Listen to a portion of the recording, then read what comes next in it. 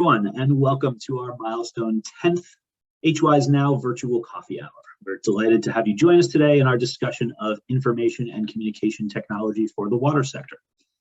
The HWISE-NOW series was created in late 2020 and launched in early 2021 after it became clear that we would have to convene virtually for a while in the pandemic. So I thank our audience not just for dropping in today, but for continuing to be an active audience month after month. The HWISE-NOW series has extended our professional networks and even spawned a few research collaborations, so we appreciate your energy. We have many more engaging conversations booked throughout 2022, with next month's episode focused on Indigenous experiences of water insecurity, and we openly welcome suggestions for future HWISE-NOW episodes from our audience. Keep that in mind, feel free to drop them in the chat.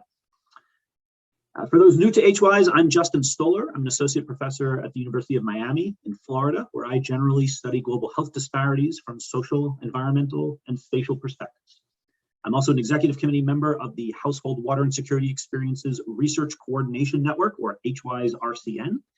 This is a collaboration that's been ongoing for many years and sponsors this program. With the financial support of the National Science Foundation since 2018, we've built a community of practice that fosters theoretical and methodological advances for the study of water insecurity at the household scale.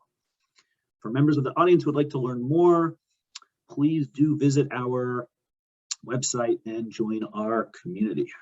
And let me get that out to everybody. There. All right. As a reminder, we're recording this event and we'll host it on our HWISE YouTube channel, which you can access there after the talk. Our format is designed as an informal discussion, and we encourage your questions and comments, which we request that you type into the Q&A box, or you can just simply put them in the chat. Feel free to post questions anytime. I'll be monitoring those throughout the hour. Our goal is to keep this conversational. Now let's finally introduce our four panelists who we're excited to have. Each of whom are mid-career, but with very significant technology experience. And panelists, after I introduce each of you, please tell us anything else that you want us to know, but particularly what drew you to the water sector and the field of technology and information. Let's start with Emma Weisbord, Partnerships Lead at Royal Haskellingh DHV Digital, where her mission is to empower water professionals to connect, collaborate, and innovate to improve safety, access, and affordability of water and sanitation services globally. Quite a big mission. Emma has previously worked with Oxford's Primary Healthcare Department, Oxford's Environmental Change Institute, the International Water Association, IWA, and several water technology startups. She's particularly active in multiple global young professionals networks in the water sector, in case we have young professionals out there, having launched and chaired the Smart Water Network Forum, Rising Smart Water Professionals Leadership Program. Emma is currently serving on the SWAN Digital Twin Working Group, the Iowa Emerging Water Leaders Committee, the Iowa Strategic Council. You seem very busy, Emma, and is an advisory board member of the Aquatech Innovation Forum. Welcome, Emma. Tell us more. Thank you so much. It's really great to be here and learn more about this network. I loved your question, Justin, about what drew me into the water sector, and it's my favorite one to ask when I meet new people at conferences in particular, or anybody in the sector. And for me, the answer is that I grew up in it. I grew up next to lakes. I grew up next to rivers. And I was always very interested in understanding how water flows and how it connects everyone and everything. And that is also how I've sort of built up my career over the last couple of years as the connecting piece between. So I have remained a very focused generalist in a space that tries to pigeonhole people into certain areas. So I really appreciate the fact that water is that connector, and I try to emulate that in my work.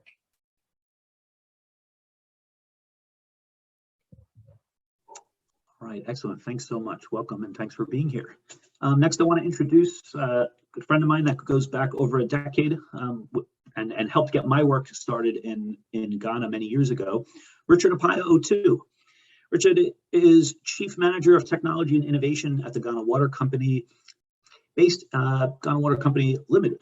I have to say limited. Based in Accra, Ghana, he is responsible for the company's technology direction with a focus on commercial and operational efficiency. He is currently responsible for the GIS and Network Modeling Unit, Information Technology Unit, Metering, Instrumentation, and Non-Revenue Water Unit, as well as the Research and Development Unit. Richard originally joined GWCL as an engineer, rising through the ranks to become Chief Manager of GIS and lead the non-revenue water and prepaid metering technical teams before taking on his current role. He has worked in the water and technology sector since 2003, served as an advisor or consultant to a variety of institutions, including the African Development Bank, UNFAO, UN Habitat, and several public and private corporations, and is a member of several professional societies and recipient of multiple scholarly and engineering awards. Welcome, Richard. Tell us about your journey. Thank you very much, Justin, and good evening, everybody. It's 7 p.m. here. I'm in Mombasa in Kenya currently, far away from Ghana. Yes, my journey in the water sector started when I was a kid. In Ghana, when you travel across rural countryside and then rural settings, most people who had access to water were very few privileged people who lived in the cities. So women, children were the most vulnerable ones in the rural folks, in towns and small places where it was difficult to get access to water. They had to commute far distances to carry water in buckets and gallons on their heads before they get access to water, which is not treated. So I was inspired by this particular experience from childhood to pursue studies in engineering. And then I moved to the water sector so that I could get enough influence in the sector, make change, and then increase access to potable, clean water to people everywhere in the country and in Africa. So that's how I got into the water sector. Thank you. Thanks so much, Richard. And again, on a personal note, delighted to have you here and see you. Although we would have rather seen a Ghana hotel room than a Kenya hotel room, but it's okay. All right, just joking, of course. Next, I want to introduce Ilana Cohen, who was the very recently former Senior Market Engagement Director and Acting Head of Digital Utilities for GSMA, which is the Global System for Mobile Communications Association.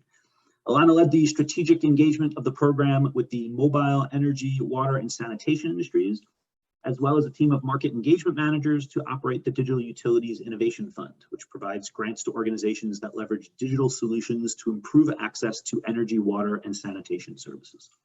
She also provided strategic leadership on the GSMA Instant Payment Notification Hub, which supports real-time integration of utility service providers with mobile money platforms. Previously, Ilana was an independent consultant advising on the application of mobile solutions in wash services and performed environmental impact assessments as an environmental consultant in California. Welcome, Ilana. Tell us more.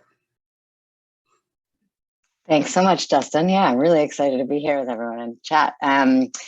How I got my start in water, sort of similar to Emma. I think I grew up with just like a sense of awe that I loved both being in water, and it has this amazing spiritual feeling when you're in it, and that it is also so essential to our thriving and being alive every day. And that's just amazing. We like overlook that all the time, but it's just such an amazing compound.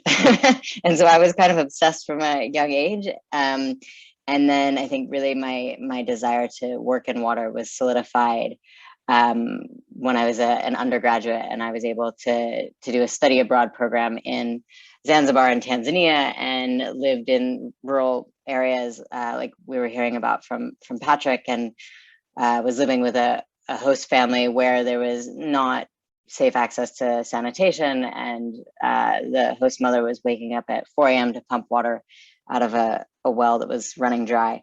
And so it was a big wake-up call to me to see if I could contribute to solving some of those challenges.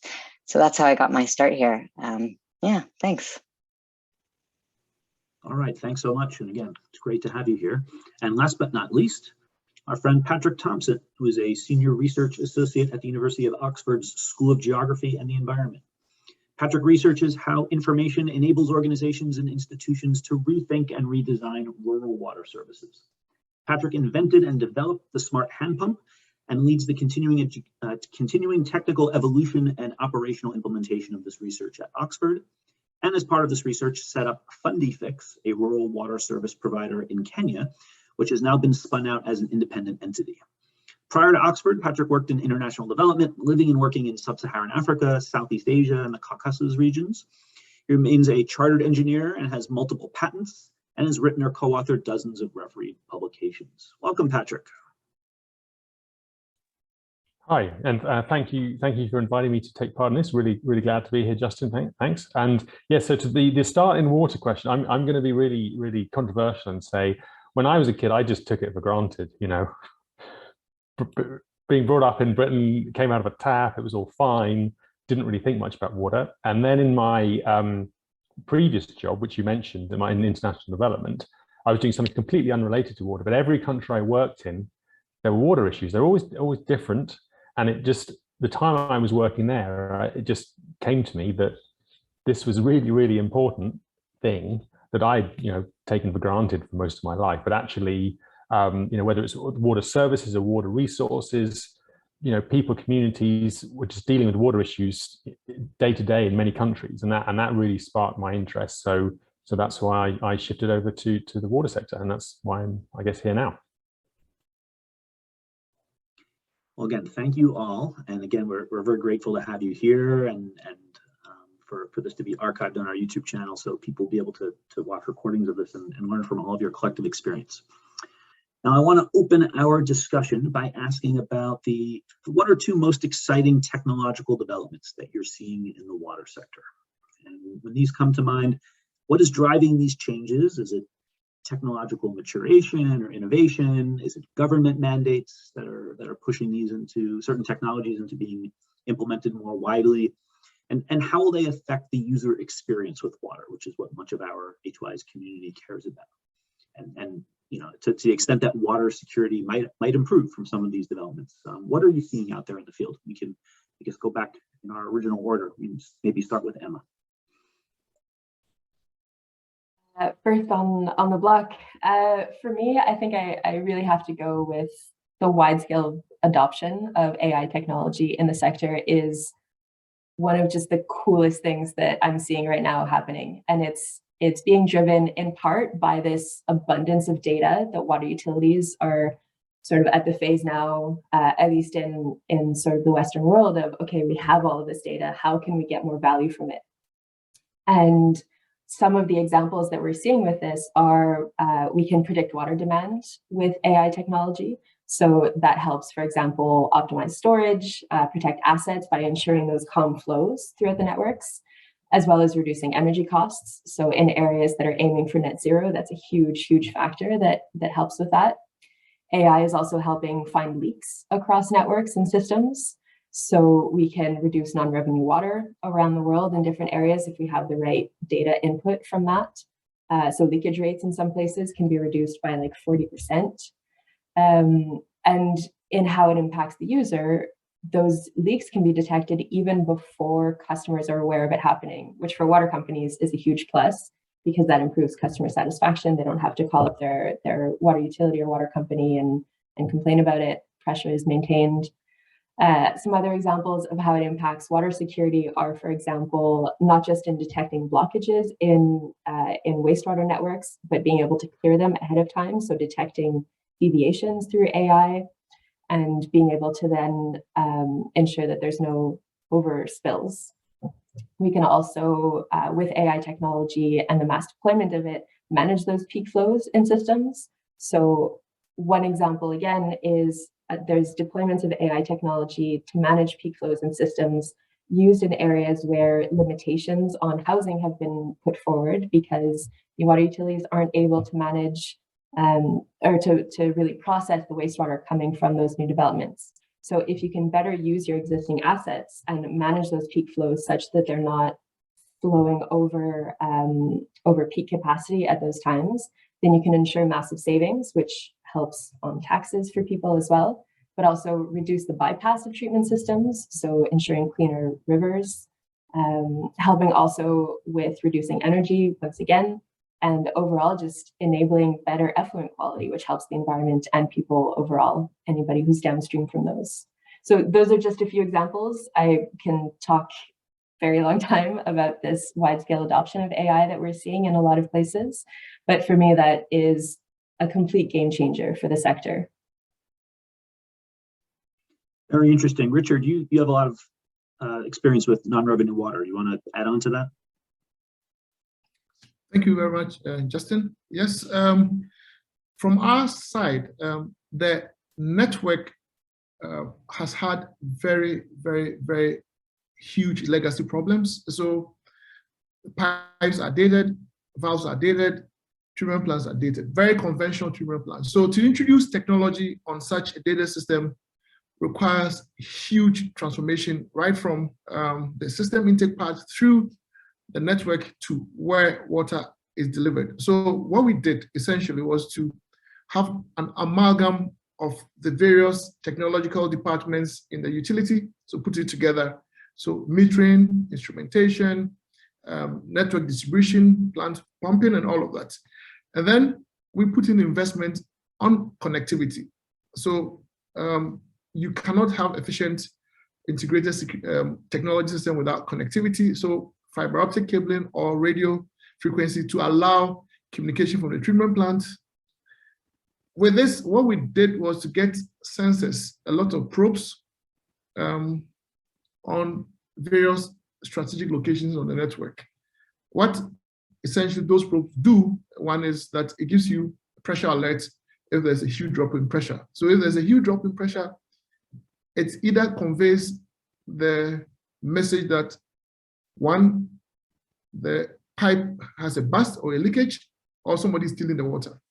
So quickly, because we already built a GIS infrastructure of the network, the location is already known. So you can deploy resources quickly there to go and determine what is causing the pressure drop. If it's leakage, you isolate the pipeline with a valve.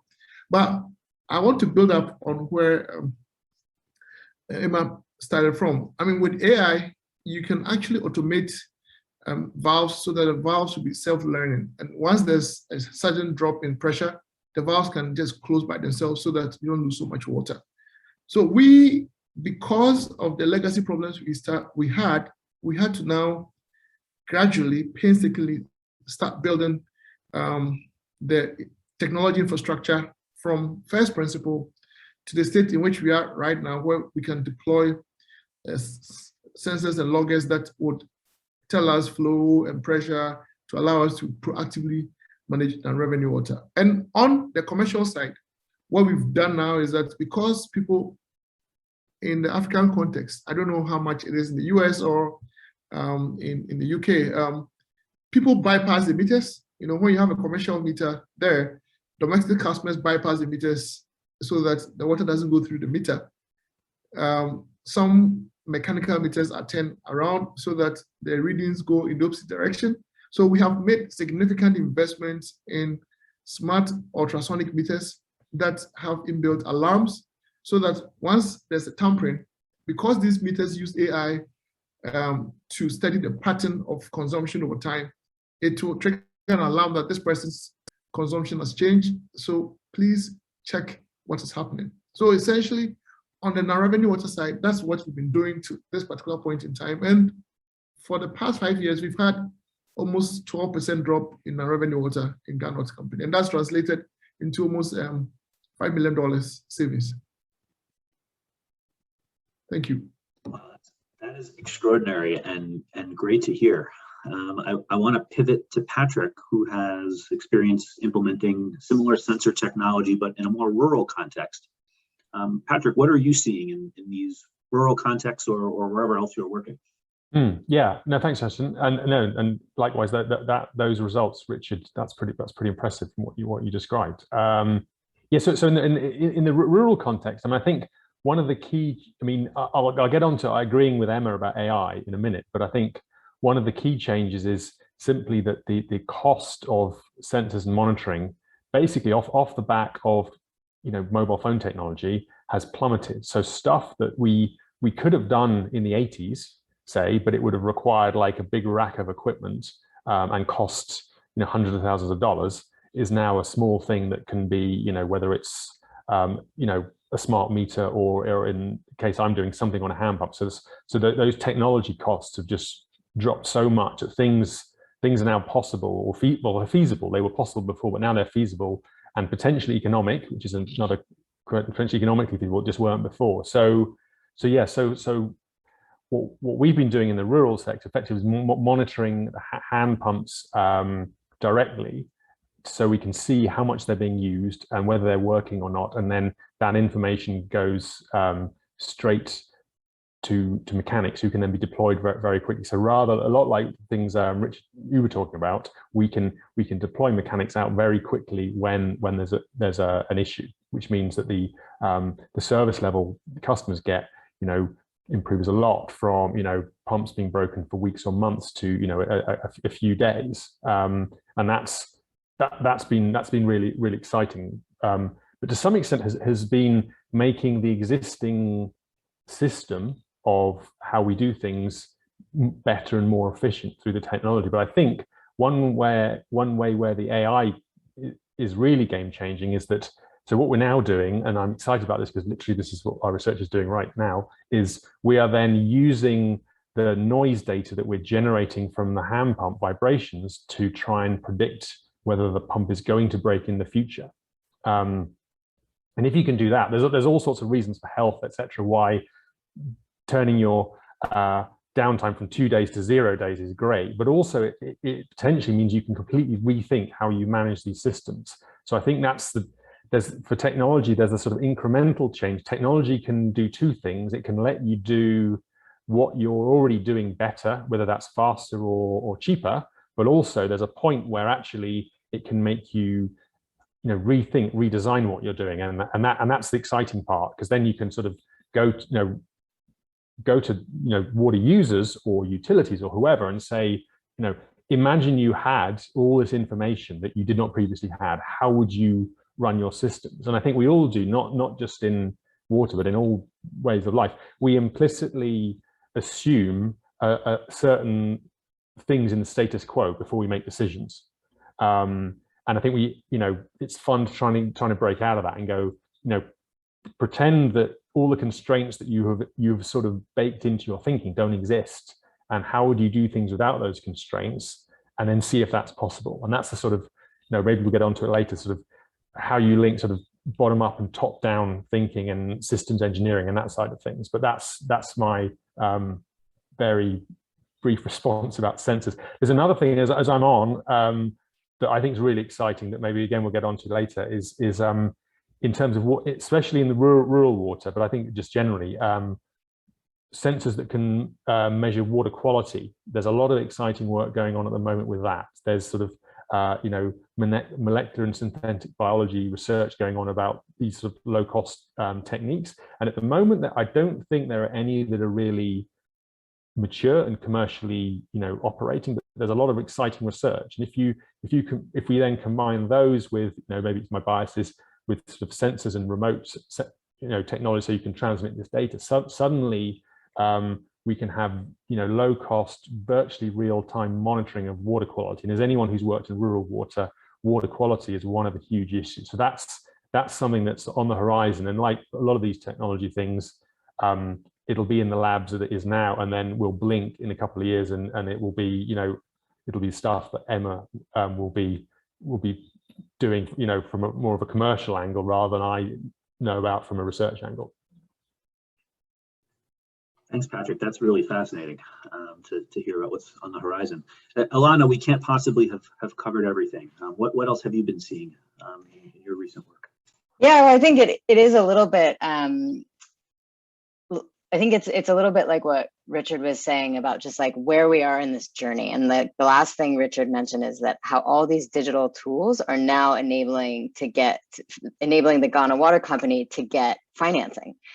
And that is what's exciting to me. That's the most exciting technological development, is that we're actually on the cusp of moving from implementing the technologies for efficiencies and then how that translates to getting financing, because these companies aren't losing so much revenue, and because investments can be assured based on the digital data that's coming in about the services. And maybe just to back this up as to like why this is exciting at this point in the journey, a few things. One is that when I was last at GSMA, my colleagues worked with WSIP to really try to understand this digitalization journey that utilities are going on. So we did a focus in on Kenya, which I know a lot of people will say, oh, but that's one of the more advanced countries, and it is in large part because of being like the birthplace of mobile money, but then it's a good indicator for the journey that others may be taking as well. And so this research is going to come out shortly, but just to sort of preview, you know, what we saw in Kenya by looking at 4 water utilities was sort of this digital journey they've been on. And, you know, 10 years ago, it was really mobile money. Water utilities were just adopting mobile money as payments. That was, and that was like an early few. I was involved in some of the research looking at how this was just starting to change things. And like, but like by like 4 or 5 years ago, all the water utilities have some kind of mobile payment available. It's not working perfectly, sure, but it was available. And that's like the foundation for moving on from there, because then you can do more digital meter reading, digital billing. You can even move to, it like actually gives more of a use case for smart metering. It makes that a much more valuable investment. And so that's sort of that second level that we've seen a lot of the utilities, at least in Kenya, sort of move on to. And now even more recently, there's this sort of third level of utilities that are building full ERP systems, these enterprise resource planning systems that allow them to look at their finances and their asset management and their water flows all in a single platform and give them advanced information about it. And so that's really exciting. And I think it's like easy to be frustrated. There's pilots that don't work. There's pilots that don't scale. But we actually are making, I think, progress. I do think there are some barriers that we'll still talk about later, but I think it's this like point in the evolution that we're at where these digital tools are starting to pave the way for financing. We're still on the cusp of that. Like it's not, I think Ghana Water Company is like on the front end of that curve, and there's a long tail. But as soon as we start to see more of this, it'll sort of cascade and have a domino effect, I think. And I think some of the, you know, this is being driven, of course, by like, you know, Richard mentioned the importance of connectivity has been a huge one. And this like digital ecosystems are much more robust in these countries. And then, you know, COVID has been an accelerator of these kinds of things. Everybody's seen that. And then, you know, in the research where we zeroed in on some of these utilities in Kenya, there was a lot of interesting things that came out of sort of these like enabling or inhibiting factors to drive these things, like staff empowerment and job training. And so this can be a challenge, and we can come back and discuss that too, but it can also be an enabler. So why don't I pause there? But that's, I think, where the exciting thing to me is just like this tipping point we're at, where it's like technology for efficiencies, and that's unlocking investment. Okay, well, that gives us a great point to segue and explicitly talk more about those challenges that you brought up, Ilana, and several of you have mentioned financing as being a challenge that we're starting to overcome more. So to take a step back, new technologies often offer far more promise than the private sector and governments are able to actually jump on and implement. So can each of you talk about the types of challenges, and Ilana, if this is on your mind, you're welcome to just keep it going. The types of challenges that can get in the way of adopting new technologies, and these could be having appropriate labor pools to implement them. It could be about user adoption or policy, political constraints. How are institutions and even your end users, households, consumers, et cetera, navigating these challenges? How does that work? Yeah, maybe I'll be a little greedy and jump back in. Thanks. So in my time at GSMA, I was really privileged to be managing grants and selecting organizations for grants who were developing digital solutions to improve water services as well as water, energy and sanitation. And so we were like looking deep inside these grants and seeing what was going on in these sort of 18-month to 24-month long pilot projects. And the things that really stick out in my head, especially related to like where there's utility adoption, is everybody underestimates the amount of time and money that has to go into behavior change for customers.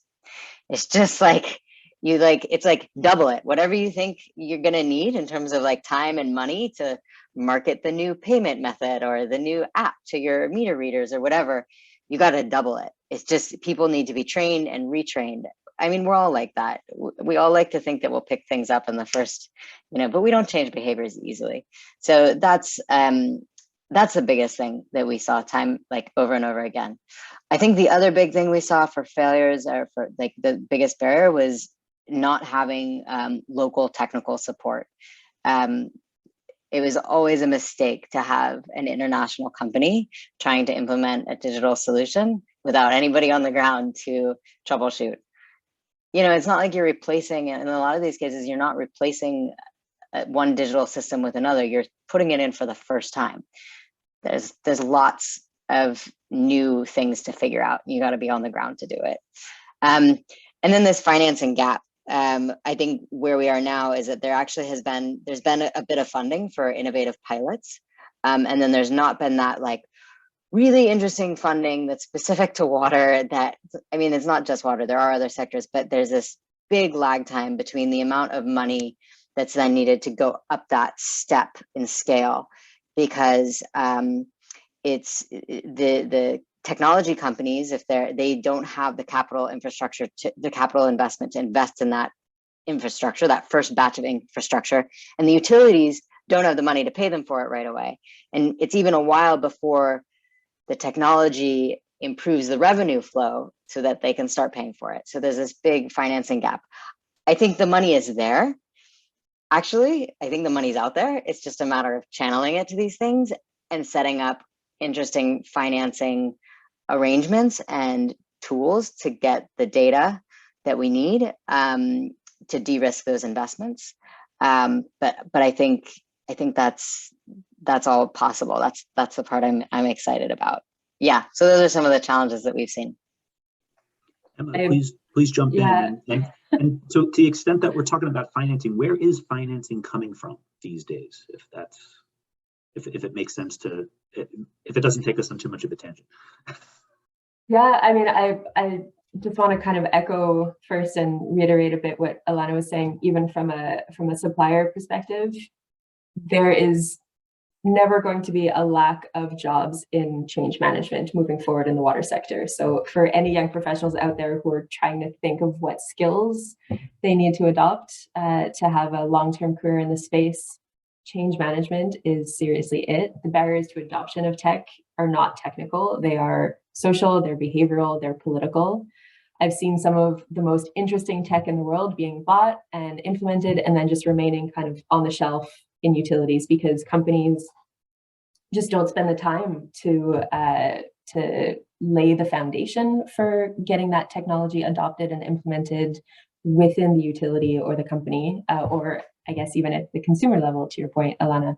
So getting teams on board from the start and showing the benefits to the users are crucial. And I think that the role of partnerships and creating partnership ecosystems on the ground and connecting that is really, really important. That's partly why I love my job so much, is being able to have a role to play in creating those ecosystems of support to have those new technologies being implemented. But again, the funding piece is definitely an issue there. I can't speak to the global funding piece, but at least on the entrepreneurship side, I'm seeing a lot of VC funding flowing into the water sector at the moment for startups in kind of where water meets software or new shiny technology, and there's a lot of hype around it at the moment. And one of the things I'm concerned about with VC funding is it's not patient capital. It's capital that really pushes for quick exits, quick growth. And we all know that is not the water sector at all. And what we're starting to see as well is a lot of these entrepreneurs coming up trying to have a really positive impact in the sector, going for this VC funding, being pushed into those types of quick exits, and the organizations that can afford those companies to acquire them are few. And at least I'm starting to see a trend towards aggregation of technologies in the space, which for me is a concern because we want competition globally for this kind of thing. We want there to be pressure on the market to innovate and expand and push the boundaries. And if we have 3 global companies that are dominating on all of this, that's a risk. Interesting. But on this theme of challenges to technology adoption, Richard, I want to come back to you. When you took on your current role, I remember a few years ago, was one of your first major projects, I believe, was implementing the mobile payment system, correct? And so you've probably seen, you probably have a lot to say about this, please. Yeah, thank you, Justin. And I couldn't have agreed more with Emma. I think Emma hit everything right, the nail on the head. The issues that we face were not the technology. There were people issues, number one. We thought that we had done strong diagnostic assessment of what the issues were related to management of the utility, and then technology was the way to go, because most of the problems that we face as a utility were around people's behavior, meter readers, fitters, plumbers. And I mean, let me just be blunt here. In the setting that we had, people had built a complete ecosystem on corruption through the manual processes. So technology coming in there was to introduce efficiency, to introduce speed of response time and all of that. A whole lot of people were against that. And then people who had also gotten enough training in technology in many years were very much afraid of their jobs, losing their jobs and all of that, because they felt that technology was going to take away their jobs. So the first big major problem we faced with adoption was resistance to implementation. They came up with so many reasons why the systems will not work. Because if you remember, what we were doing was that we had fragmented silos of billing software for the country. And Ghana Water Company is responsible for supplying water to all urban areas in Ghana. We had about 80 silos of billing software, which were not talking to each other. But because of cloud technology, we decided to now pull all of that together, put it on the cloud so that it will be location agnostic. Anywhere where you could have access to customer data, you can make payments anywhere. And then with the introduction of fintech, you could now make payments through mobile money, through banking apps. All the traditional channels for payment, for reading meters were now disrupted by technology. And all these people, about 1,500 people who are scared of losing their jobs because now they're not going to be buying papers. Procurement people will not be buying papers, toners and cartridges to be printing bills. And that is money that ordinarily will go in somebody's pocket. Meter readers who were sitting somewhere and cooking figures cannot cook figures anymore, because now, because of spatial intelligence, now you had to go to a customer's house to read, and GIS was monitoring all of them. So everything that we put in the company was actually changing behavior, and people resisted it so badly. My life was actually threatened a couple of times, because people felt like, why would you come and demolish all these processes that has been manual, laborious for so many years, and then you want to bring technology to improve efficiency? So change management was one of the biggest issues that we had to face. And on the customer side, security for payment. Because there's so much fraud on online payment, people were not so sure that every payment they made was going to go to the water company. And then if it wasn't going, they were scared of the risk of disconnection. So it took a lot of education to get us to where we are today. But unfortunately, politicians not doing what they ought to do in Ghana yesterday have passed what we call the electronic transaction levy, which is going to tax transfers on mobile money. And what that's going to do is that it's going to defeat the original purpose that we had for investing in mobile money technology, digital merchants, which had minor charges for transaction. Now government is implementing taxes on them. So it's going to actually affect what we had planned to do all this while up to now. And on the financial side, because we are a public utility, but that we do not have any money from the government, all that we get in terms of funding comes in from the bills that people pay. The problem we face as a utility is that if we need any funding, we either have to go and borrow or send a proposal to the World Bank or International Monetary Fund or European Investment Bank for funding. But funding hasn't come. So we've used internally generated fund and also gone into some sort of PPP. So instead of buying a vendor-based software, which will cost maybe $10 million, we do software as a service. That's okay. Software as a service essentially allows you to be able to bring in people with the technology, and then you pay them monies every month for the long term. So it's a relationship that actually obviates cost of capital and allows you to be able to pay monthly operational costs to keep the relationship going, and then you have the technology in place. So it's all internally generated funds from our end to make sure that some of the tech that we have are going on. And what it has brought to us now is recognition on the African continent. Almost every month we have sister utilities from different countries coming to understudy our transformation, our change. UN Better Than Cash Alliance sent a consultant 2 years ago to come and actually study the transformation process, where we started from, the challenges, where we are. I mean, when they recognized that we needed a change management expert, they brought somebody to come and train us on change management processes so that future implementation of the technology, we can actually rope in people from the beginning of the design or the conception of these projects so that there'll be acceptance and buy-in. But what really, finally, let me just say this, I'm talking too much.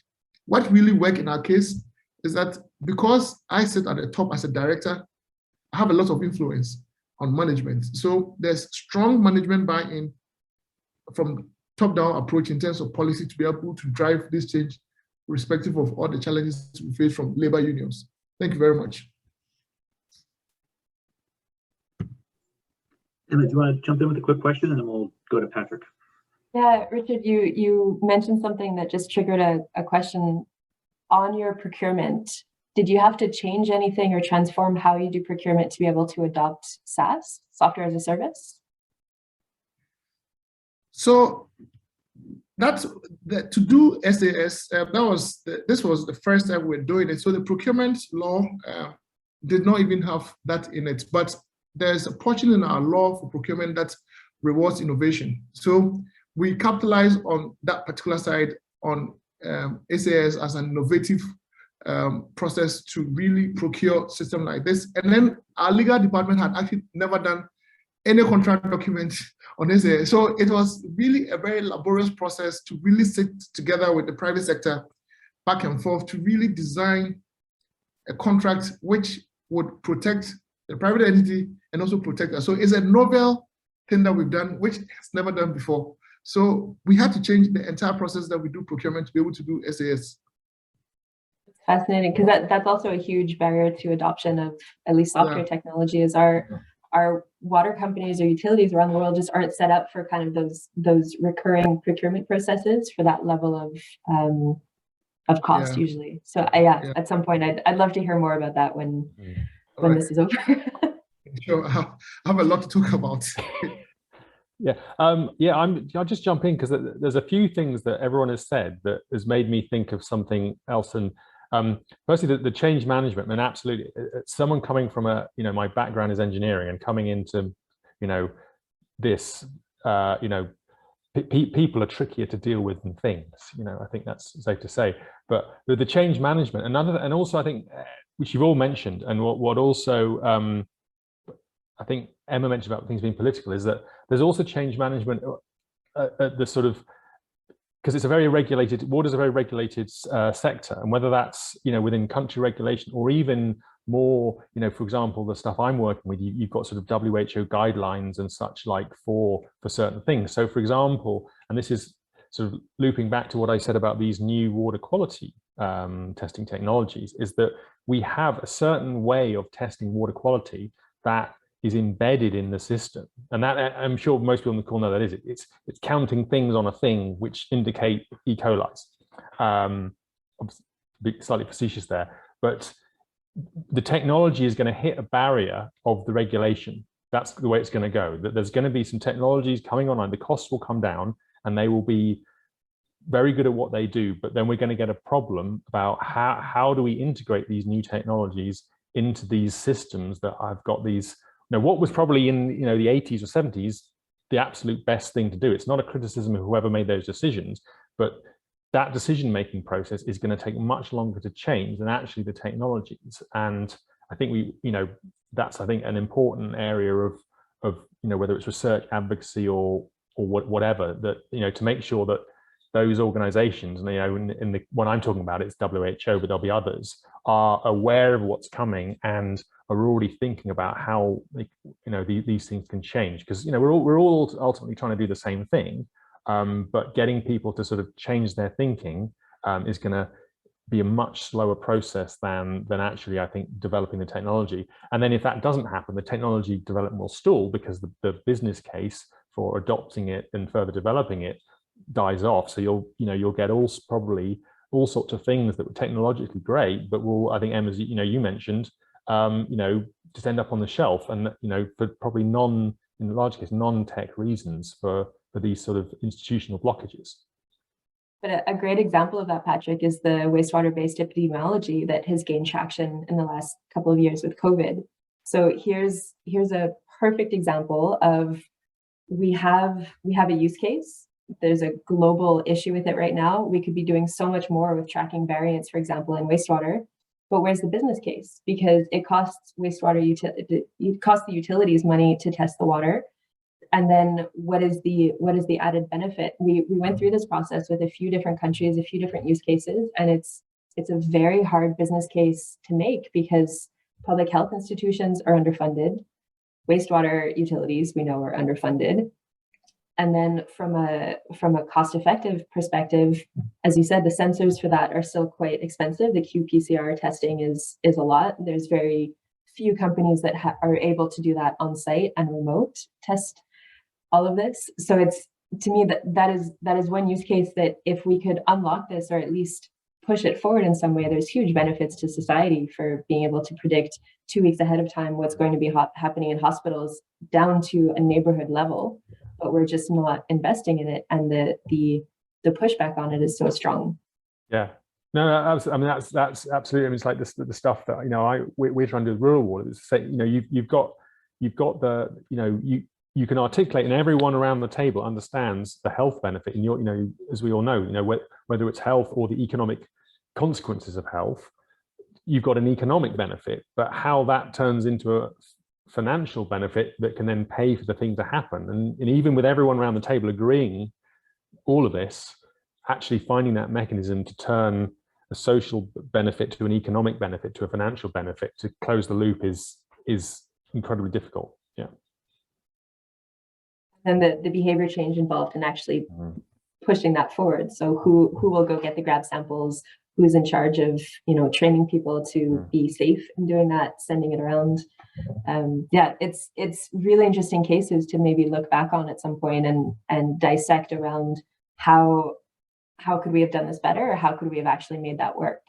And I think, was it GSMA, Ilana, that put out the sort of list of companies that had things to learn from, or the sort of fail playbook? It wasn't us, but we did publish a lot of case studies where we did try to be as honest as possible without throwing people under the bus, we totally had examples of this though, where a lot of it, and I think so what we saw in some of the examples was that someone would come with a technology to have visibility on the network flows, but that takes a long time to translate into increased revenue for the water utility. And it takes investment on fixing the infrastructure, right? And so those things don't work unless you've got they work. Obviously we have to have those, but it's got to be a whole package, not just the information about the flows in the network and the leakages. Yeah. Well, we've got about 5 or 6 minutes to wind down our hour, and I plan to ask each of you about the extent that politics can get in the way of progress, and what are some best practices for kind of navigating that. And I realize that we would probably need another hour. to break down the politics. So what I'd like to instead ask is, in these closing minutes, given all of these challenges and these trends, there's the technology itself, but then there's the human side of those implementations, which we've heard a lot about. Could each of you comment for early career people out there? Emma, I know that this is of particular interest for you. What are the types of skill sets, the ways that young professionals can position themselves to play meaningful roles in the translation of technology, getting it from the lab into the field, and actually getting the implementations done in the field, whether working for government, working for the private sector, as a couple of you do. Emma, do you want to start with that? Sure. I think it's probably a good opportunity also to plug a white paper that I co-authored with a few other young professionals from around the world, where it's basically the manifesto for digital water. So we looked at around the world, what are some of the themes, what is the status quo, and what would be a equitable future for digital water. And as part of that, we started looking also into the skill sets that are needed for the future, and had a lot of discussions around this. And one of the key things that came out was, yes, skill sets are important, but it's more the attitude towards your work that matters, where things change so quickly, especially in the smart water space. Things that didn't exist 2 weeks ago will be the norm in a year. And you need an attitude of curiosity, of consistently learning, and of just being open to adopting new ways of working. And so I can share the white paper as well. It dives into a little bit of that, but overall, I think if you're a young professional or a senior professional in the space, just stay curious. Yeah, please drop a link to that in the chat if you have one. Ilana, do you want to comment next? Yeah, I think we've mentioned some of these things, but it's easy in today's day and age to think you need to go create a new sensor that's cheaper, faster, better. And I don't think that's, I mean, it's easy. Like, even I feel that way sometimes. I'm like, I missed that. But no, the reality, like Richard and the other speakers have said, is that like, it's the people side. And I like what Emma pointed out about the attitude. Yeah, I think one of that I found most important in my work is being able to ask the right questions to understand a problem, and then assess how solutions will or will not fix that problem. I think that's the most important skill set. Richard, who do you have the most trouble hiring?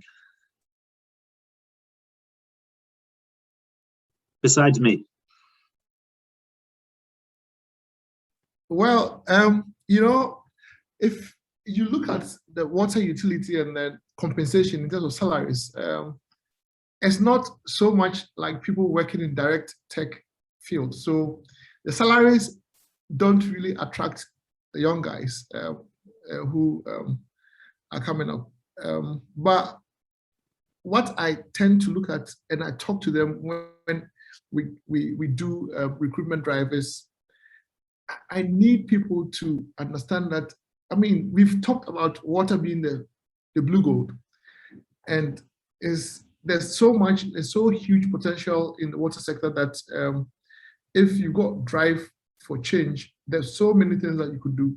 I am an engineer, but now I think what the sort of skills I use more these days is the soft skills, because I've gotten to a point where I realize that engineering can take you to a certain level, but having great insight in how to solve problems and having self-motivation to be part of an ecosystem that want to change the world in the environmental sector would allow people to fit in well and grow well in the water sector. So I look for people who have drive for change, and the self-motivation to learn new skills and new things. That will play well. And you know, in water sector, you need broad base of skills from engineering, from economics, from social science. So, and now we are getting to a stage where we are building so much data, but we are not getting the intelligence out of the data. So data analytics is also one key area where skills in that sector is really required to be able to leverage on what we've built up for the past 30 years, how to analyze, how to spot trends and analyze and all of that. So that's essentially what I look for. And I've been sitting on HR panels for the past 10 years in recruiting. I look for drive and people who really want to be in the sector to make change. But a compensation, it turns people off because they like to go and work for tech companies where they get huge compensation and all of that. But water sector is really fun to see that your contributions are making changes in people's lives.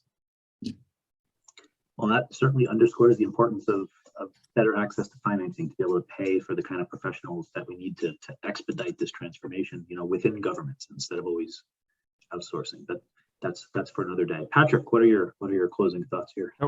Yeah, my closing thoughts. I mean, coming from someone with an engineering background, I think especially now with the amount of data and the that we can just sort of sit at our desk, suck off the internet, and we think we know what's going on around the world. And we, in one sense, we do, but in the other sense, we don't. So I think if you're a tech person, getting experience, which will be, good for your humility and your empathy, and understanding context is where you're going to do your work. Because something that works in one place, there's all sorts of reasons why you can't just copy and paste technology. And this goes back to the behavior change issue: is that the widget might be the same, but actually the systems around that actually make that widget do the thing you want it to do may be very, very different in different places. So sort of staying curious and open, and just not sort of falling into the trap of I have all this data and information at my fingertips, therefore I know what's going on, because we've all got experiences, and we've got a minute to go, so I won't go on an anecdote, whatever, of you think you know something and then you talk to someone and you realize you really didn't know something at all. All right, well, again, I want to thank all of our panelists and wind us down here today. Thank you all. We're grateful for your time being here on our panel. Thank you to our live audience. Hope you enjoyed this. Thank you to our virtual audience in case you're watching this on YouTube. I certainly hope you learned something new about recent ICT advances and opportunities for the WASH sector. And please feel free to follow up with us at hwise.rcn@gmail.com. Paste that in the chat for everyone also. If you have any questions, suggestions, or collaboration ideas, we'd love to hear from you. I want to close with a reminder about our planned April HWISE-NOW episode about experiences of household water insecurity, with future episodes planned on topics ranging from multiple use water systems, global north water policy, and political economies of household water insecurity. Please watch the HWISE listserv or our events page on the HWISE-RCN website for more details, and I look forward to seeing you all again. Thanks, everyone, and stay safe.